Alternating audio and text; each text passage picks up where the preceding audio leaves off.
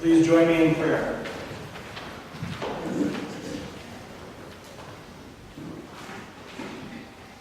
Holy Spirit, you are within us and as close to us as our own breath. And so while you give us life, may we use that breath in praise and service of you. Amen.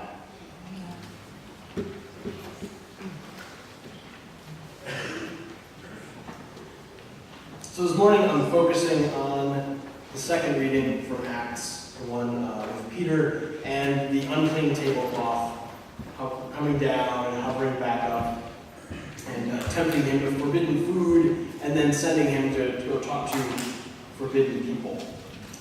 And this story hinges on a key distinction, a key conflict that existed in the early church, which was between circumcised believers and uncircumcised believers. This was like the first huge contentious question that the early church faced.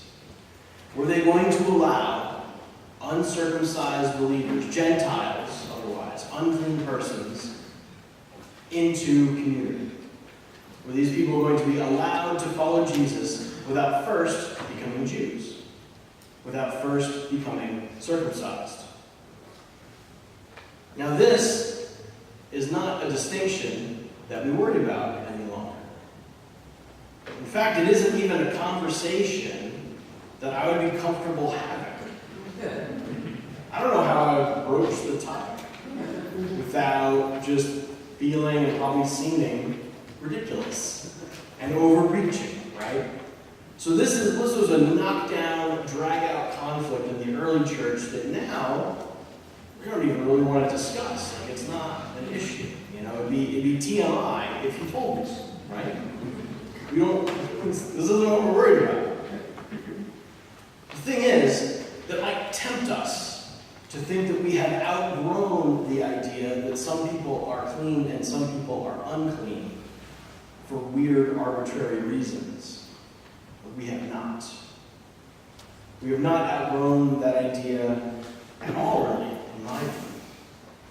It's just that we have found new ways to express these distinctions. We've found new ways to draw lines between one another, between clean and unclean, or between unwelcome and welcome, or between excluded and included.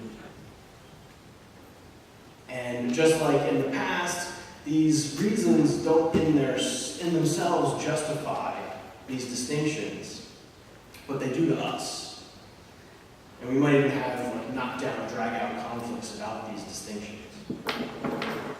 This past week, the Phoenixville Area Refugee Initiative got together with some other folks, some of us in the initiative, and we watched a movie called Human Flow, which is a documentary about refugees and about the various refugee camps and refugee crises that are occurring throughout the world.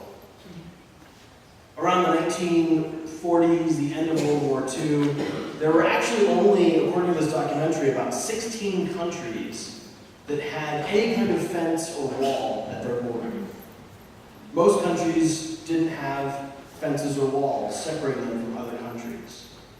Right now, there are more than 70 countries that have fences and walls separating them from one another.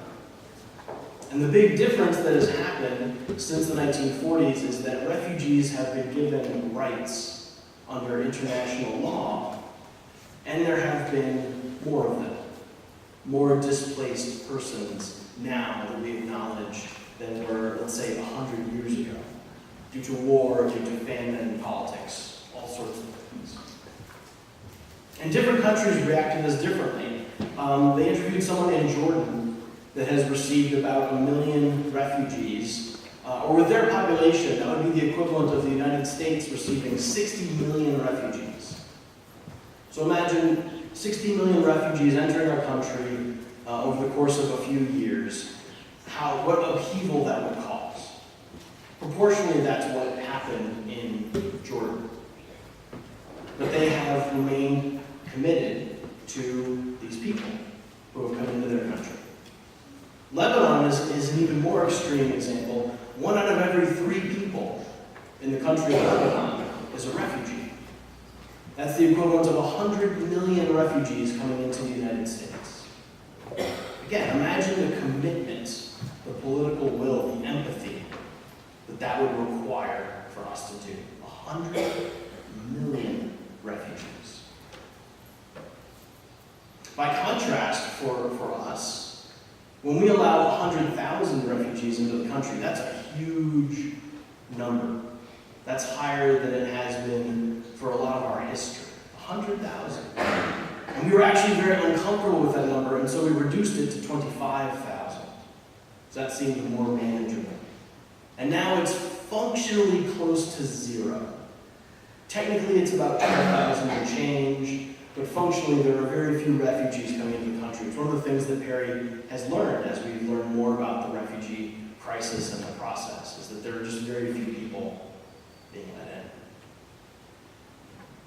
in. And one of the things that the documentary highlighted was that as the needs of displaced persons have increased, especially over the past few years because of events in Iraq, Afghanistan, Syria in particular, as the need has increased, the cruelty has increased. And so that has been the pattern. And fences go up, and lines are drawn, people are driven out. That's on the big political scale, though. This line drawing between clean and unclean also occurs in our personal lives, in our everyday lives. Like, we are a culture that is slowly coalescing into our own echo chambers. The idea of an echo chamber is where I and all the people I'm listening to all agree on most things, and we just tell each other how smart and how right we are all the time, and how terrible and how wrong those people in the next echo chamber over are. And so every year people have fewer friends, fewer family members they talk to who disagree with them on significant issues. They have less of a relationship with their neighbors, periodically cut people off in their lives. Anger grows, resentment takes root. People are cut off socially. And functionally what we're doing is we're digging our own collective grave. We're all going to be in these silos, in these echo chambers, remarking on how much we agree with one another as things around us fall.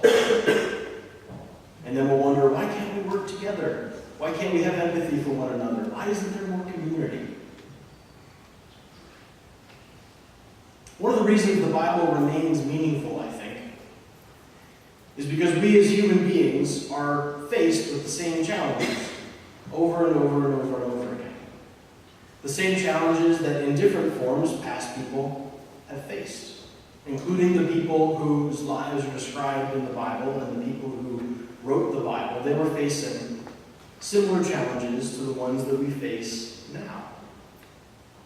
One of those challenges is that as human beings, we always feel justified shutting people out. We always have, we probably always will. The reasons we pick are different. We're not worried about circumcision anymore so much, but we certainly have our own reasons now. Why some are included, some are excluded, some are welcome, some are unwelcome, some are, in old terms, clean, and some are unclean. As humans, we can rationalize those distinctions to ourselves. We're amazing at rationalizing things to ourselves. You can talk to someone, they'll give you 10 solid reasons. Just as I'm sure ancient people in the Iron Age could give you 10 solid reasons why uncircumcised people are unclean, we can do the same thing now. Because we're people. Human nature doesn't change that much. Even when we know that the lines we draw are wrong, we find sneaky ways to maintain them. And when you're kind of tuned into this and looking for it, it's everywhere. But I have one sad example. This week, I think, was the 65th anniversary of Brown versus the Board of Education. That was the Supreme Court decision that said that school segregation was against the Constitution. It was illegal everywhere and forever. Could not do it. So in theory, 65 years ago, schools were desegregated. In practice, today, schools are absolutely segregated. They are almost as segregated as they were 65 years ago when Brown versus Board of Education was passed. Neighborhoods are still segregated for the most part. Churches are still segregated for the most part. Martin Luther King Jr., among others, said when he was alive that Sunday morning is the most segregated time in American culture. And that is still, if you look at the numbers, true. The Bible also remains meaningful over time, I think.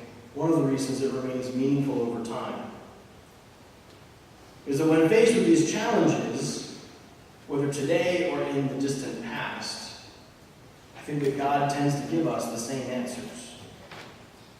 The same pushes, the same call in the same direction. And that direction is very often reaching out to other human beings we would otherwise rather not be around. There's a quote that I picked up just yesterday from another pastor who is also an author named Lillian Daniels.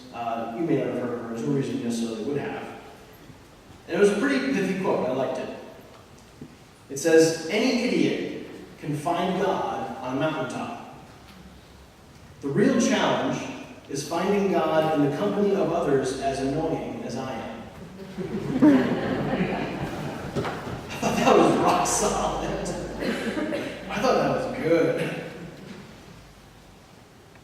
Every time we make these distinctions of who is clean and who is unclean, of who is welcome and who is unwelcome, of who is included and who is not included, God says something like, "Do not call unclean what I have called clean."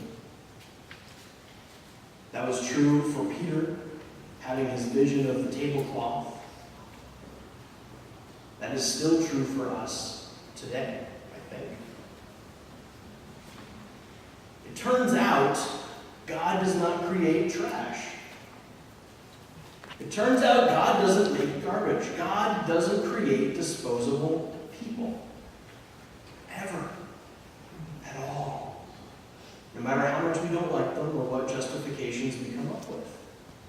God just doesn't make disposable people. It doesn't happen. In a disposable society, this can be hard to absorb. That's absolutely true.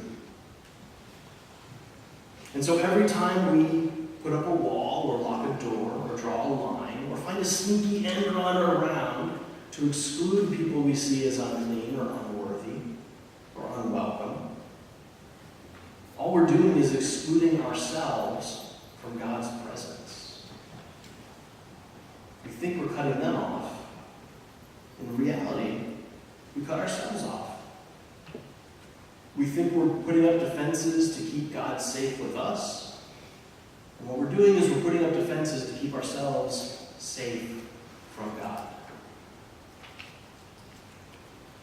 That's why I love the ending of the Gospel of Mark. It's probably my favorite resurrection story. Because in the earliest ending to the Gospel of Mark, the disciples get to the tomb and the tomb is empty. And there's an angel there that says, "Why are you looking for Jesus? He's going ahead of you into Galilee. If you run, you might be able to catch him." But they're afraid, and they run away. And so the question that Mark ends with is, God has run ahead of you into the world. What are you going to do? Stand there, take a step back, hide, or follow? Or I could rephrase Lillian Daniels' quote to say that anyone can find God on a mountaintop. The real challenge is finding God among the unclean. In fact, that's how you know you are practicing Christianity. Because when you go among the unclean, that is exactly where Jesus can be found. That was what Peter found out when he went. find out when you go.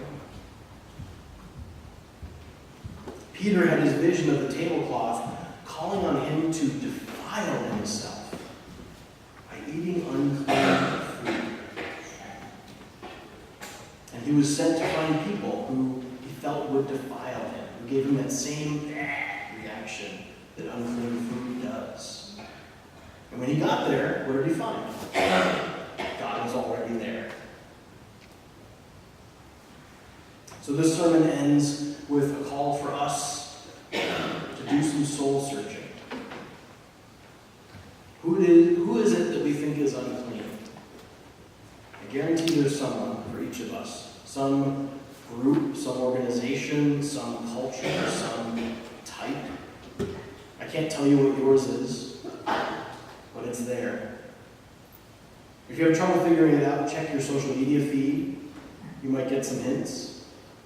Read the news if you can stand it. Watch the news if you can bring yourself to do that. Look around in your life and take a note of who's not there, who isn't included, who's not around when you look around. When you have found who it is you think of as unclean, I think that you will also have found who it is God is telling you to go to. And when you go, and I hope that you do, you will find that God